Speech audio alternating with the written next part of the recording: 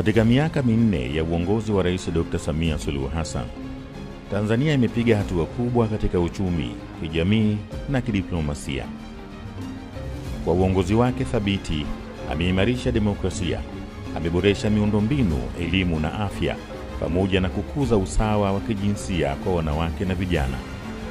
Juhudi zake za kuimarisha ushirikiano wa kimataifa zimeleta fursa mpya za uwekezaji na maendeleo.